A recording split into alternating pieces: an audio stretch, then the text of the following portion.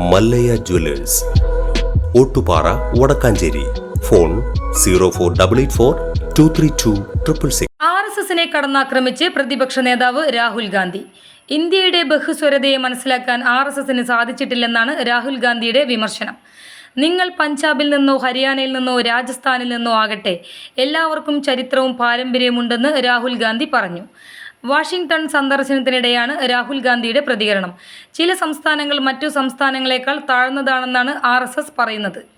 ചില മതങ്ങൾ മറ്റു മതങ്ങളെക്കാൾ താഴ്ന്നതാണെന്ന് RSS പറയുന്നു. ചില ഭാഷകൾ മറ്റു ഭാഷകളെക്കാൾ താഴ്ന്നതാണെന്നും അവർ പറയുന്നു. ഇതാണ് RSSന്റെ പ്രത്യയശാസ്ത്രം. ഇത് അവസാനിക്കുന്നത് ലോക്സഭയിലോ പോളിംഗ് ബൂത്തിലോ ആകുമെന്ന് അദ്ദേഹം പറഞ്ഞു. അതേസമയം ലോക്സഭാ തെരഞ്ഞെടുപ്പിന് ശേഷം രാജ്യത്തെ ജനങ്ങൾക്ക് BJPയോടുള്ള ഭയം ഇല്ലാതായെന്ന് രാഹുൽ ഗാന്ധി കഴിഞ്ഞ ദിവസം പറഞ്ഞിരുന്നു. ഇന്ത്യ ഒരു ആശയം മാത്രമാണെന്നാണ് RSS വിശ്വസിക്കുന്നത്.